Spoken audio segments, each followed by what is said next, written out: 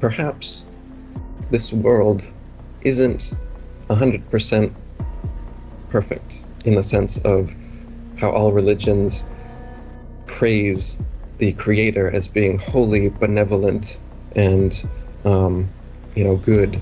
But what I see is a world of disease, aging, torture, death, natural disasters, psychopaths, parasites. There's so many things that happen in this world that if I was the creator, I wouldn't put them in the world, especially if I wanted to create a perfect world. Right. Why does a perfect world need natural disasters and Yeah. animals that eat other animals to survive, or even to eat anything to survive? Yeah. Why can't we remember our past lives or remember the in-between life state? Why is there this memory wipe associated with this world? Why do parasites and psychopaths exist? Yeah, I mean, I think the biggest thing, Chad, that you really should take away from this is like the nail in the coffin for the soul trap is the memory wipe. The fact that we come here under the veil of forgetfulness, not knowing where we came from, why we are here, where we are going. And the only way you can kind of get some semblance of it is if you really, really work hard on yourself. And it's not easy. It's not easy.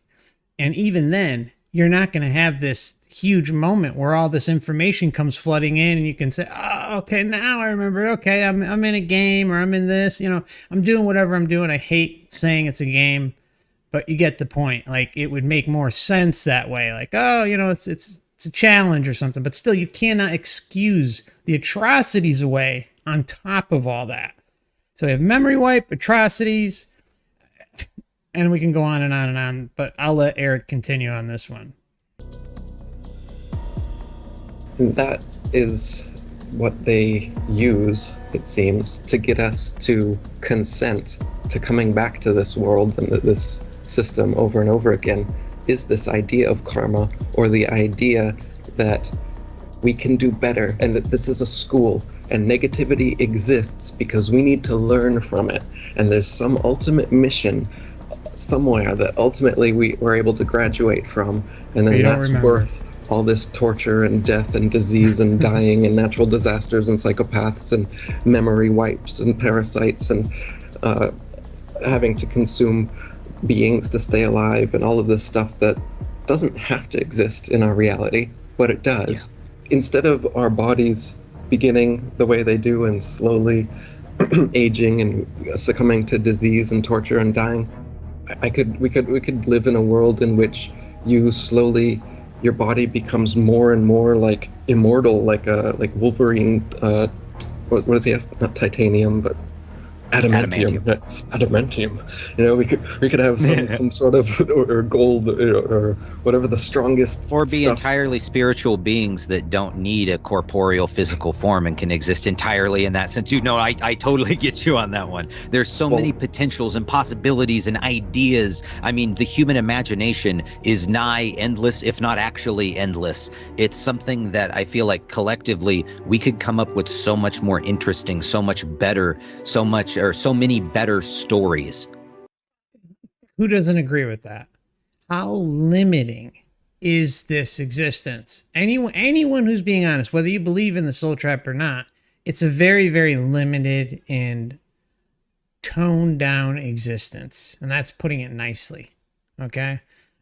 You wake up every morning, you do this, you go to work, you do your stuff, you go to sleep, come home. What do you have? A couple hours to unwind, relax, go to bed, wake up, do it all over again. And then, you get to the weekend where you're weakened and you got a day or two. And then if you have kids and a whole family that you're dealing with, then you lose time to really look within yourself.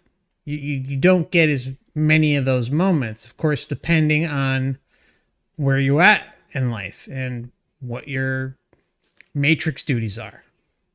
Than what we are experiencing now. Exactly. So why do we always come back here? Is this the only dimension in existence? Is this the only world there is to incarnate into? The only place souls can possibly go is this morally questionable place that has all these negative aspects that I'm saying. Like, there's nowhere in the multiverse that souls can go for actual peace. Exactly. Exactly. And Chad's going to bring up something later that is just going to, it's just so limiting in view. Not, not crapping on you, Chad. I'm just saying, it's very limiting to just confine us to just this kind of universe, and that like we need to come back and experience physicality because we get bored or something. No, we've got to think bigger, guys. We have to. We have to think bigger. It's so limiting even for us to just confine existence to here in just the astral realm. What lays beyond that? What other massive, you can call it universes, multiverses, this whole whatever is going on out there, okay? This has got to be a small fragment. Just think about how many of us are here, whatever you believe the true population is, and whatever you believe the true amount of essenced beings that are here. No matter what you believe there, it doesn't matter, because if we just have this amount here and in the astral, just think about all of the other things that we've created before, all the different realities, the experiences that we've played a role in just on our own.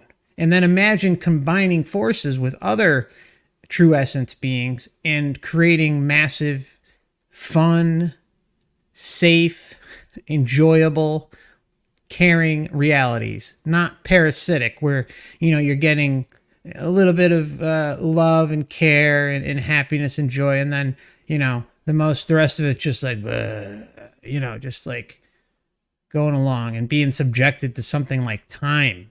I mean, come on. It's so limiting to not think outside the box of here and the astral realm. We've got to think bigger, guys. We have to. There's nowhere we can go where there's highly evolved soul, like no psychopaths, and just a bunch of like really empathetic, nice people that want to have a good time with their lives. Like, that doesn't exist anywhere in the multiverse that we can go. Like, I don't believe that. I feel like we have been tricked, just like trickedbythelight.com or some of these channels I recommended are talking about, that we're being tricked to come back in here, and we keep consenting to it because a memory wipe is part of this process, this reincarnation process. Bam. And a few people have little glimpses where they are able to see the in-between life state or their past life. What if we are all actually infinitely powerful, unique, sovereign creators ourselves, with the ability to create whatever world, heaven, or afterlife we wish on our own?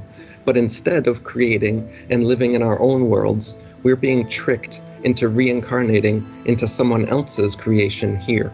A creation filled with pain, suffering, torture, death, natural disasters, disease, predators, psychopaths, parasites, no memory of previous lives, and many other things that I personally would never choose to have in my created world. Exactly. Suffering, torture, death, natural disasters, disease, predators, psychopaths, parasites, no memory of previous lives, and many other things that I personally would never choose to have in my created world. Okay, that's the point. Okay, so he's talking about how, none of us would really want any of this crap that is parasitic in nature, okay? So why hasn't anything changed? Why does the historic record, anyone can come forward and say, okay, well, there's like this little glimmer of hope, and, between a 5-year period, 10-year period, and this little section of the world, and, it was all kumbaya. First off, we can't verify it, but, sure, maybe there's a few kumbaya areas of the realm that have been around, okay? But they don't last. If history tells us anything, regardless of what you believe about history, there's one common narrative throughout. That's suffering, war, famine, all sorts of atrocities. See what I'm saying? So we do not have any steady, consistent record that things were different. We want to hope that they were, but there's nothing out there to prove such a thing. So reverting back to Eric, none of us would want this to continue, okay? And if you took a poll, of everyone in the realm, with the exception of the difference for whatever percentage of parasitical minds are out there that get their rocks off on something like suffering and war and famine and all sorts of things like that, you would get probably close to 85%. I'm hoping it's more, but I guess I'm being generous that maybe there's 15% parasites out there. I don't know. And then, of course, you have segments of the population that actually love it here. They love it. They don't see anything wrong with it. No memory of previous lives, and many other things that I personally would never choose to have in my created world. I wonder if the returning to oneness Brahma concept could be a deception used by the creators of this realm to get us to give up our individuality and submit to going back into the light of oneness soup with all the other recycled souls. Right? It seems like these governments, this new world order, these secret societies, and this system of evil that operates in the physical world in this dimension, there may be an element of that in the other dimension that keeps us coming back here. People in most of the world's major religions now have this idea that whatever created this realm is 100% benevolent and good, and you should want nothing more than to reincarnate here. But what if there's better places? What if you can create your own better place and have other people come? What if there's all these other souls in a sovereign area of the afterlife realm who are able to co-create and bleep in and out of each other's co-created worlds? And this one is more like a prison where we cannot leave it until we die. And it seems that way, like the way dreams work and the way sleep works is like, why do we have to sleep so often? Yeah. What is dreams? What is it? Or out-of-body experiences and all this stuff? It's like our real being is intangible. It's an immortal soul. And we're being tricked to coming into this body in this subpar realm, this subpar dimension ruled by evil psychopaths. And even when we die, we get tricked to coming back in here rather than exploring the potentially infinite multiverse of much better dimensions that are most likely out there. And as long as we keep falling for the illusion and giving this system the credence and respect it wants, then, well, we're only fooling ourselves and not anybody else. So, system doesn't care. Good or bad, whatever's going to keep you here, as long as your belief systems are within the system and buying into the illusion, then, well, it's going to win.